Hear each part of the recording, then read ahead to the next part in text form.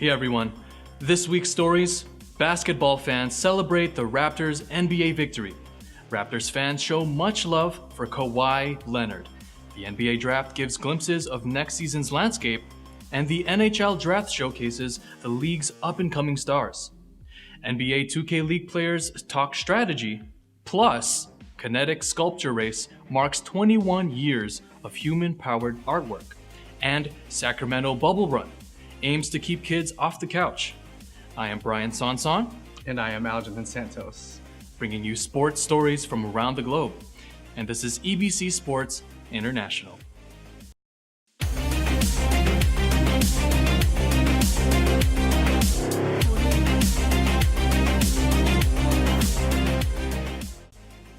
This year's NBA champions, the Toronto Raptors, received the grandest homecoming as Kings of the North.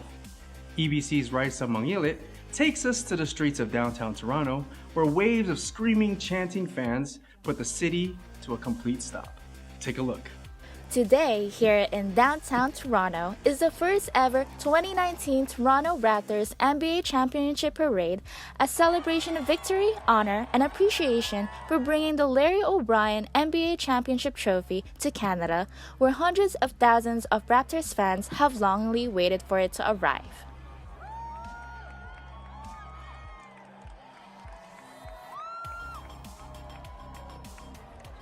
A fierce Game 6 of the NBA Finals, where the Toronto Raptors triumph over the Golden State Warriors by a score of 114-110, led to an outburst of celebration of Raptors fans not only in Canada but throughout the world.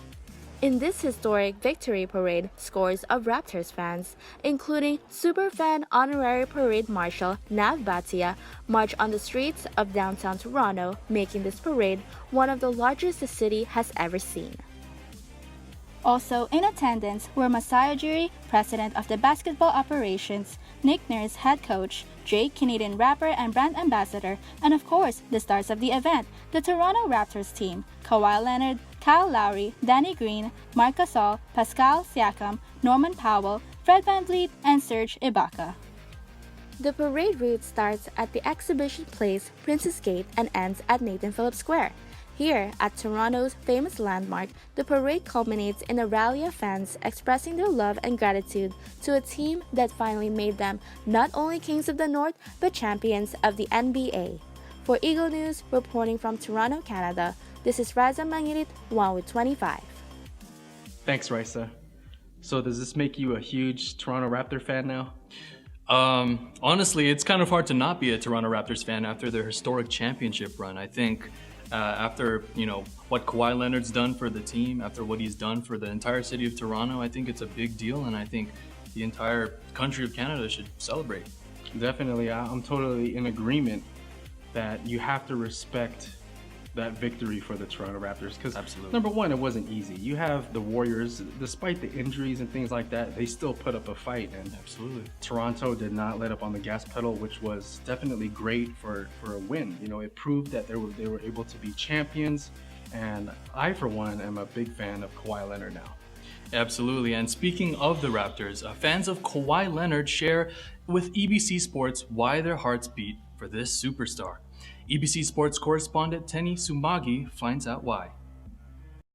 Oh, Canada, a predominant hockey nation longing for an NHL team to win the Stanley Cup. While playoff expectations from the Calgary Flames and the Toronto Maple Leafs diminished in the early rounds, there was one other Canadian team in another sport that captured the hearts of Toronto sports fans and drew support from the rest of the nation. The Raptors, the lone Canadian NBA team in the league, became the first non-American team to win the elusive Larry O'Brien trophy. Led by NBA Finals MVP Kawhi Leonard, the Raptors let it rip, dethroning the mighty Golden State Warriors in 6 games, and brought the city its first major professional sports championship since the MLB's Blue Jays won back-to-back World Series titles 26 years ago. The beauty of this sweet victory united the nation together to root for their beloved NBA team to make history. Approximately 2 million fans were in attendance at the victory parade, and basketball's landscape in the country where the game first was invented soared to greater heights. This all was made possible due to a bold trade move by the Raptors general manager, Masai Ujiri, to acquire Leonard and Danny Green from the San Antonio Spurs in exchange for DeMar DeRozan, Jakob Poeltl, and a first-round draft pick last summer. It's been huge. Just taking it from where DeMar left off. First real superstar we ever had. Real superstar with credentials. So he's perfect for taking us to another level. And really just changed the landscape of how people see Toronto basketball now, which is amazing. The vibe in the country's most diverse and populated city is impeccably amazing. People in the streets, regardless whether they follow basketball or not, were addicted to the team's journey to the NBA Finals. Businesses sported out banners or flags to show their unwavering support. Wherever one navigated, We the North flashed right through people's eyes. Everyone's happy. It's just a giant family right now in Toronto. He's definitely brought a new energy to the city where everyone's just proud to be from Toronto. We've always been proud to be from here, but like in this moment, it's just more evident that like Toronto, we love Toronto. Torontonians are actually proud to be from here. It's a lot of pressure to put on Kawhi, but like he did it to us. Dubbed as the Claw because of his large hands and the King of the North, murals along with New Balance's ad campaign of Leonard are plastered in the city streets and subways. Businesses are offering him free meals and housing if he decides to stay in the Six. Jurassic Park, the team's viewing party spot for the last 6 years outside Scotiabank Arena, is politely rambunctious. The Kawhi effect instantly has become the country's crazed love affair. It's crazy right now seeing what's going on in the city. Honestly, the energy is insane. Everybody is like, you could just feel the energy just walking on the street, right? We have everybody come in, high-fiving, just random people, jerseys everywhere. I swear most stores have all their clothes gone, jerseys gone, memorabilia, things of that nature. It's just been great. It's different because we never had a player like this before. For the most part, I've never seen a player that has been this caliber of a player, a champion, a two-way, one of the top players in the country, one of the top players in the world, really. Just a two-way player in general that comes in gritty, hard-working, quiet, but is a hard-working player, you know? And it really represents our city well, having a player like that, you know, because we've struggled. It's always been an uphill battle, and we're here now. We're honestly in the finals. It's crazy that, you know, we've came this far. Just looking back at the history in general of our team, it's just been beautiful to watch. A full country is behind his back, and we just want to see him win more than anybody. We the North are now We the Champions, something that all Canadians can say with great pride. For EBC Sports International, I'm Tenny Samagi, 1 with 25. Thanks, Tenny. Now, speaking of Kawhi Leonard, he is an enigma of a man, right? He's got an interesting personality. Now, with fans of Kawhi Leonard, why do you think they love him so much? I mean, he said it himself multiple times on different videos. He's a fun guy. A bored man got to get paid. Right. You know, and what's not to love about Kawhi Leonard? He's a very down-to-earth man. He's fundamentally sound, so he's very entertaining to watch playing basketball. And, you know, who knows what's going to happen with him next. Absolutely, he keeps it real, you know. Definitely. You know, he's subdued, he's serious from the regular season up until, you know, Game 7 of the finals. For And then sure. once he wins the championship, he lets it out. And I mean, he's got to get paid. Even before we have gotten over this season's championship, it was time again for the NBA Draft, where we got a glimpse of the league's landscape for next season. Here's the report. The New Orleans Pelicans made Duke standout Zion Williamson the #1 selection in the National Basketball Association entry draft on Thursday. Williamson beat out Murray State's Ja Morant as a top overall pick. Guard Morant went second to the Memphis Grizzlies. The New York Knicks made Canadian forward R.J. Barrett the third pick in the annual selection of college players that helps NBA teams replenish their talent pools. Rui Hachimura becomes the first Japanese player selected in the first round after being chosen 9th overall by the Washington Wizards. Now, was Zion Williamson #1 pick a shock to anybody? I really expected him to be there too. No, I don't think so. I think the only person that was surprised was Zion Williamson himself, because he's a humble dude. You saw that interview he had Yes. when he was interviewed by the reporter, and he had his mom with him. It was emotional. He was in tears, and that really shows how he was raised. And then I'm really excited what kind of a player he's going to be. Definitely, and it shows the fans and the people that are following him now that he's a real person, and I'm very happy for him and all the guys that were drafted Absolutely. in the NBA draft, because dreams are coming true here. Yeah. You can't hate on any of these young kids. Is there anybody that you're looking forward to seeing play on the court? Aside from Zion Williamson, you're going to see those highlight dunks with him for sure.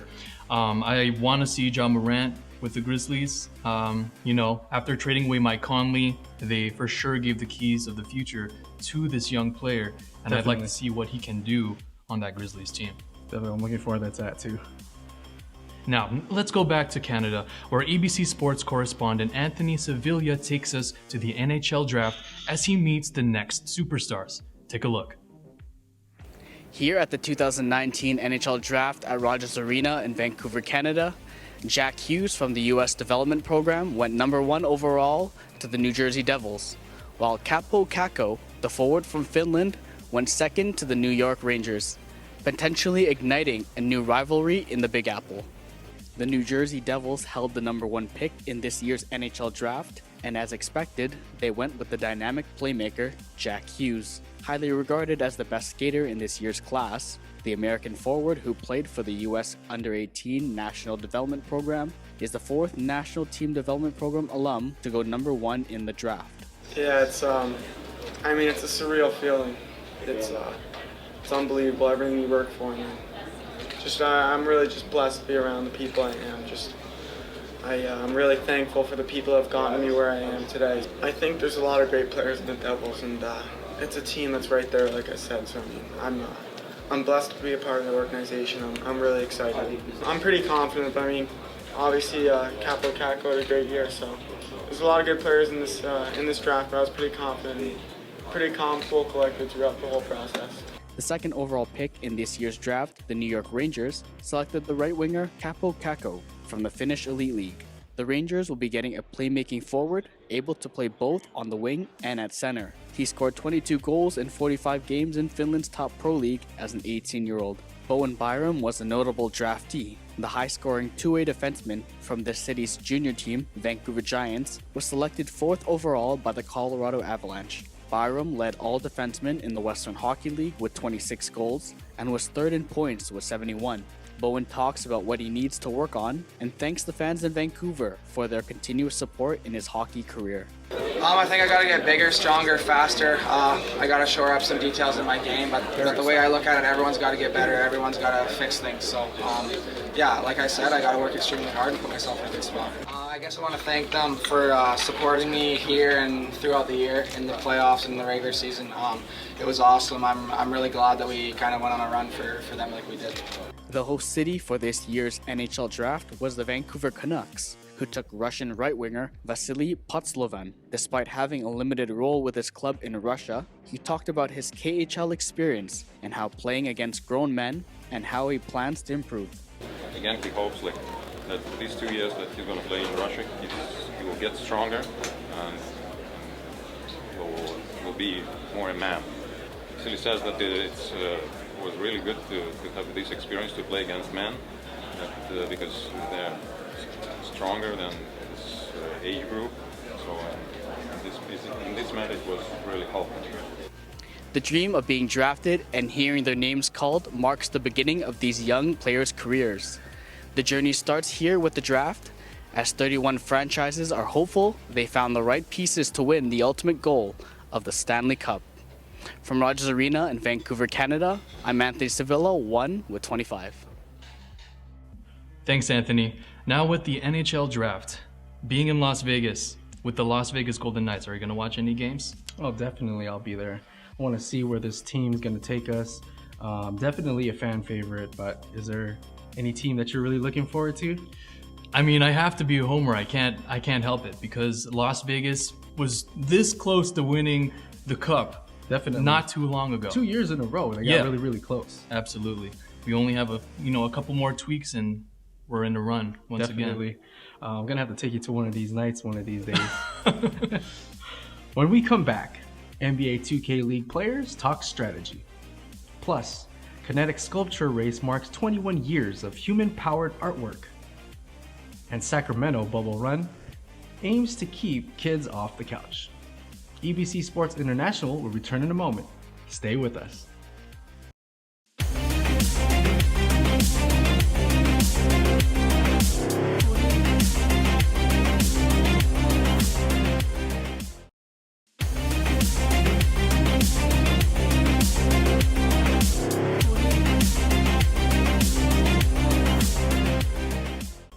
Welcome back. You are watching EBC Sports International. Yes, the NBA season has wrapped up and crowned the champion, but the E-Game NBA 2K tournament is in full swing. Let's listen to player strategies and fan reactions in this ever-growing tourney. Elida Sanchez reports. It's Elida, and I'm here at the third and final NBA 2K League tournament here at the Fortress at Full Sail University. This is a 20-game single elimination tournament played over the course of 3 days. Follow me to see what it takes to land in a competition like this.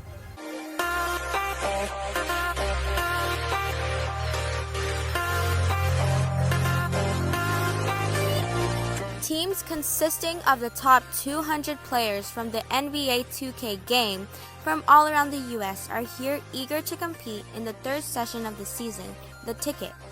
Unlike the two events before, the tip-off and the turn, this event will heavily weigh on which teams will make it to the NBA 2K League playoffs in July. However, only the winner of the Ticket is guaranteed a spot and the grand prize of $90,720. Players like Sam and Breadwinner LA gives us the scoop on how much preparation him and his team had to go through for this event. We knew who our opponent was going to be pretty early. We knew, kind of who we were going to play. So we just watched film, knew the plays, knew what they wanted to do, and just stepped up on their game plan. We just kind of go out there and play our game. We try to we've gotten 10 times better in defense, so we just try to speed teams up and let them play our ball, and that's what they did tonight.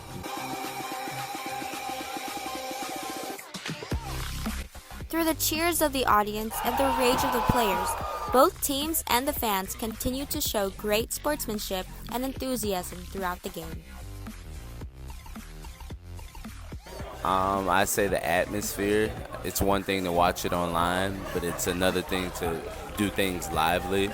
I think everyone should experience a sporting event lively just to get the vibe and just to get, the feel of something. It gives a very different perspective than being home or watching it on a tablet or a monitor. A team's strategy is only as good as its players.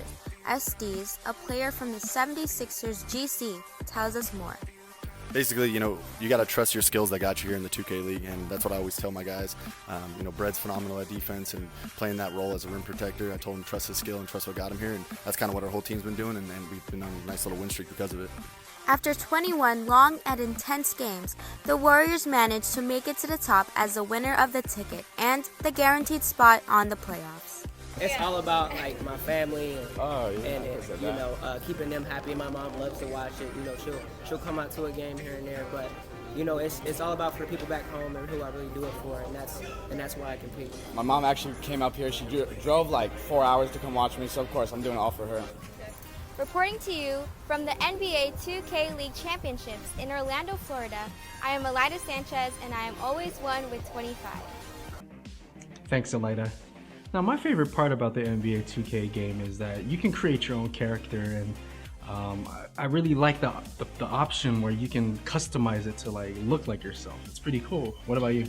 Absolutely. I think that's one of my favorite parts of the game too, with the My Player option. You basically get to play the life of an NBA player, and I think that's exciting. I think that's fun, and I also think that's why so many people like that part of the game. Yeah, you put yourself in their shoes, you go through the whole draft portion, you just kind of hope to end up on a team that you like, and my character personally landed on the Lakers. I'm a huge Lakers fan. Oh, are you? Yeah. Well, definitely. did you guys win the championship in the game? Yeah, I think we're still playing the Raptors right now. Oh, we'll see. Lakers 2020, right? Yeah. Now, for 21 years now, the American Visionary Museum has brought to Baltimore huge human-powered artworks. And mind you, they're amphibious for the annual Kinetic Sculpture Race. Yes, you heard us right, the Kinetic Sculpture Race. Now, here's more from Rose Papaangelis.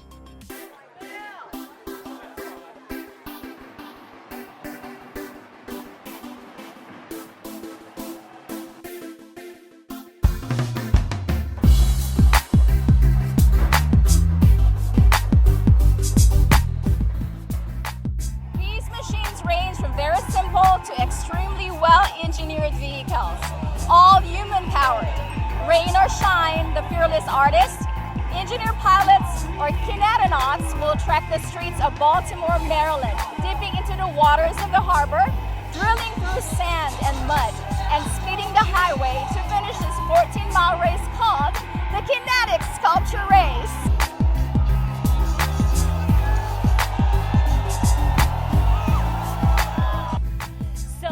Imagine a bicycle, and then imagine a giant sculpture on top of it.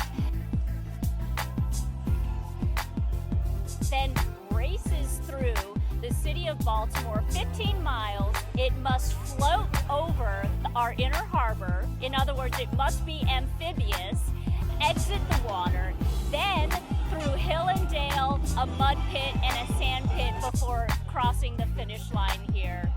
So that's our Kinetic Sculpture Race, which we've been doing for 21 years here in Baltimore from the American Visionary Art Museum. How long did it take you to build it? Definitely, I was estimating the time I put into it. I would say it took us over 3 months, and part of that was conceptualizing, but we also were very down to the wire on our, we're not here to win, we're just here to have fun. For us, this is just the most wonderful celebration of human diversity and human creativity, and we make sure we make it every year. We just love it. Ours is the Shark Tank, so we built it 12 years ago.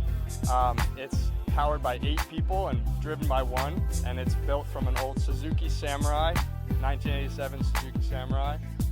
Transmission, drivetrain. And how long did it take you to build it? Too long. It was probably a 4-month build 12 years ago. It's gonna be a win.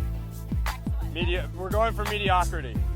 One of these 25 sculptures will receive the much coveted ACE Award, the highest race challenge award, wherein a merciless ACE judge will watch their very move, and of course a chance to represent the East Coast in a 3-day all-terrain Kinetic Grand Championship in California.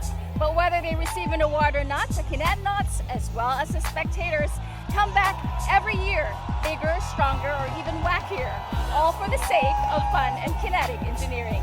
From the 21st Kinetic Sculpture Race by the American Visionary Art Museum in Baltimore, Maryland, I am Rose Papaangelis, and I am one with 25. Thank you, Rose. For this year's award winners, visit kineticbaltimore.com. Now, about those art sculptures that move. There's one that's amphibious and one that can be moved on the ground and can go into the water. What do you think about that? I've never seen that before. I have never seen anything like that before, but it's super cool the way they customize everything to fit their personalities. I'm imagining, someone who's a huge fan of like dragons and things like that, they'll create a kinetic sculpture that will go in the water as well as on the land. So something like that is definitely interesting. I'm gonna look more into it because I'm a big art fan, so yeah, I'm definitely gonna look into that. I don't know what people will come up with these days. Absolutely. Creativity is just like endless in this generation now. For sure. In California, what may be one of the most fun races inspired kids to get off the couch, run for laughs, and contribute to a great cause. Here's EBC's Rabina Taloy at this year's Bubble Run in Sacramento.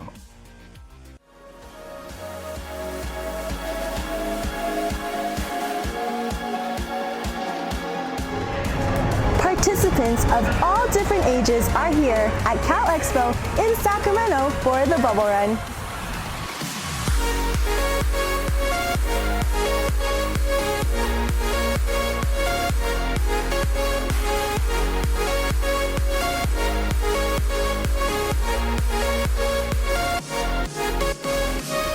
What better way to kick off the summer than to go outside for this fun and clean run? More than 17,000 participants have shown up to support different charities in the community and to spend time with their friends and family.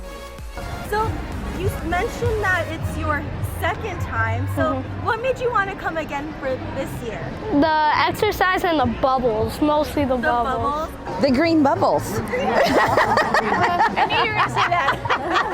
Friends and all the bubbles. Bubbles, friends, and company. Yes. We always had fun. I think helping with charities is nice because I like supporting people who have cancer because they need help because they have something. And I support people that have like some hard things, and I like helping them so they could have a better life. It's great. You know, we're all nurses, so we believe in like supporting and helping a good cause. So we're here to support. I didn't know that this one was for charity, but it was a lot of fun. Yeah. Family that adopted. Yeah, getting lost wasn't fun. Half an hour wasn't fun. But these guys are my friends, and I love them. My name is Brogue Starrett. I'm the founder of the Bubble Run. We started off the year with about 140 different events that we do throughout the country. Bubble Run has about 40 events itself. We actually have a Bubble Run happening in Washington, D.C. right now as well.